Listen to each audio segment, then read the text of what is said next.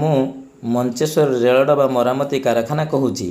ପ୍ରାଚୀନ ଉତ୍କଳ ତଥା ଆଧୁନିକ ଓଡ଼ିଶାର ରାଜଧାନୀ ସହର ଭୁବନେଶ୍ୱରର ଉତ୍ତର ଉପକଣ୍ଠସ୍ଥ ମଞ୍ଚେଶ୍ୱର ଗ୍ରାମଠାରେ ତତ୍କାଳୀନ ରେଳମନ୍ତ୍ରୀ ମଧୁ ଦଣ୍ଡବତଙ୍କ ଦ୍ୱାରା 26 ମେ 1978ରେ ପଡ଼ିଥିଲା ମୋର ଆଧାରଶିଳା। କିନ୍ତୁ 12 ନଭେମ୍ବର 1981ରେ ତତ୍କାଳୀନ ରେଳମନ୍ତ୍ରୀ ଶ୍ରୀଯୁକ୍ତ କେଦାରନାଥ ପାଣ୍ଡେଙ୍କ କରକମଳ ଏବଂ ମୁଖ୍ୟମନ୍ତ୍ରୀ ଭୂମିପୁତ୍ର ଶ୍ରୀଯୁକ୍ତ ବିଜୁ ପଟ୍ଟନାୟକଙ୍କ ଉପସ୍ଥିତିରେ ଆରମ୍ଭ ହୋଇଥିଲା ମୋର ପ୍ରଥମ ରେଳଡବା ମରାମତି କାର୍ଯ୍ୟ। ତା'ର 2 ବର୍ଷ ପରେ ଅର୍ଥାତ୍ 31 ଡିସେମ୍ବର 1983ରେ ମୁଁ ଭାରତୀୟ ରେଳକୁ ଭେଟି ଦେଇଥିଲି ମୋର ପ୍ରଥମ ସନ୍ତାନ ଅର୍ଥାତ୍ ପ୍ରଥମ ମରାମତି ରେଳଡବା, ଯାହାକୁ ସେତେବେଳର ରେଳମନ୍ତ୍ରୀ ସି.କେ. ଜାଫର ଶରୀଫଙ୍କ ଦ୍ୱାରା ସବୁଜ ପତାକା ଦେଖାଇ ଉଦ୍ଘାଟନ କରାଯାଇଥିଲା। ତାପରେ ମୁଁ ଆଉ ପଛକୁ ଫେରି ଚାହିଁନାହିଁ।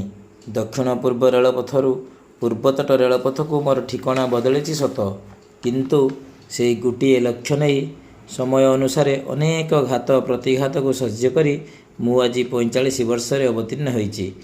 ଏହି ଲମ୍ବା ଅବଧି ମଧ୍ୟରେ ଉତ୍କଳ ତଥା ଆର୍ଯ୍ୟଭୂମି ଭାରତର ବିଭିନ୍ନ କୋଣ ଅନୁକୋଣରୁ ଅନେକ କାରିଗର ମୋହରି କୋଳରେ ନିଜର କାରିଗରୀ ପାରିଦର୍ଶିତା ପ୍ରତିପାଦନ କରି ମୋତେ କରିଛନ୍ତି ଗୌରବାନ୍ୱିତ।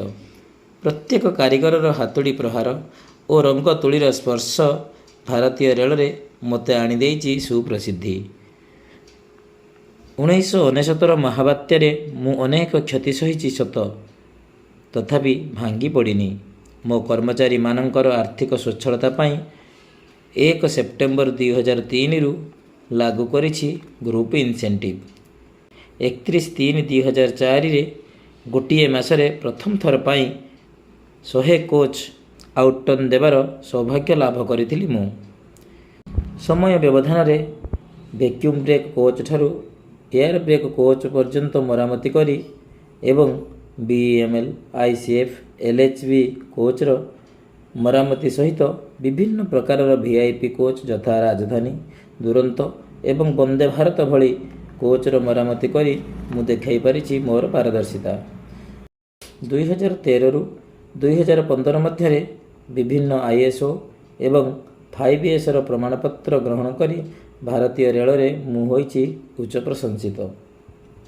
2015 ମାର୍ଚ୍ଚରେ ଗୋଟିଏ ମାସରେ 150ରୁ ଅଧିକ ରେଳଡବା ମରାମତି କରି ମୁଁ କରିଥିଲି ଏକ ଅନୋଖା ରେକର୍ଡ।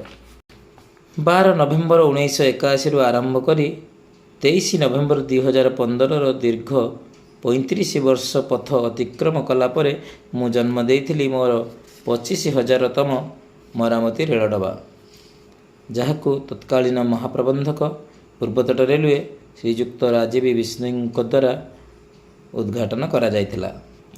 ମହାମାରୀ କରୋନା କାଳରେ ମୁଁ quarantine coach, hospital bed, gas cylinder trolley ଏବଂ ଅନ୍ୟାନ୍ୟ ସ୍ୱାସ୍ଥ୍ୟ ଉପକରଣ ଆଦି ଉତ୍ପାଦନ କରି ଜନକଲ୍ୟାଣରେ ନିଜକୁ ସମର୍ପିତ କରିପାରିଥିବାରୁ ନିଜକୁ ବହୁତ ଗୌରବାନ୍ୱିତ ମନେ କରୁଛି। ଦୀର୍ଘ 10 ବର୍ଷର ବ୍ୟବଧାନ ପରେ 14 ଅକ୍ଟୋବର 2025ରେ ମୁଁ ଜନ୍ମ ଦେଲି ମୋର 36,000ତମ ମରାମତି ରେଳଡବା, ଯାହାକୁ ଟ୍ରାକ୍ରେ ଗଡ଼ିବା ପାଇଁ ସବୁଜ ପତାକା ଦେଖାଇବାର ସୌଭାଗ୍ୟ ଅର୍ଜନ କରିଥିଲେ ବର୍ତ୍ତମାନର ପୂର୍ବତଟ ରେଲୱେ ମହାପ୍ରବନ୍ଧକ ଶ୍ରୀଯୁକ୍ତ ପରମେଶ୍ୱର ଫୁଙ୍କୱାଲ।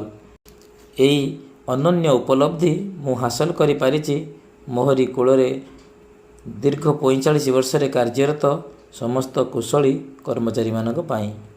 ତଥାପି ମୁଁ ଥକି ନାହିଁ କି ରୁକିବାର ବି ନାହିଁ। ଅନେକ ଆଶା ନେଇ ମୁଁ ଦୌଡ଼ିଛି ଆଗକୁ। ଯାତ୍ରୀମାନଙ୍କର ସଂରକ୍ଷା, ସୁରକ୍ଷା ଏବଂ ସୁଖ ସ୍ୱାଚ୍ଛନ୍ଦ୍ୟ ଅଧିକରୁ ଅଧିକ ଉଚ୍ଚ ଗୁଣବତ୍ତା ସମ୍ପନ୍ନ ରେଳଡବା ପ୍ରଦାନ କରି ମୁଁ ହେବାକୁ ଚାହୁଁଛି ଭାରତୀୟ ରେଳର ଏକ ଅଗ୍ରଣୀ କାରଖାନା। ଖୁବ୍ ଅଳ୍ପ ବର୍ଷର ବ୍ୟବଧାନ ମଧ୍ୟରେ ମୁଁ ମୋର 50,000ତମ ମରାମତି କୋଚ୍ ରେଳ ବିଭାଗକୁ ପ୍ରଦାନ କରିବା ପାଇଁ ଖୁବ୍ ଆଶାବାଦୀ।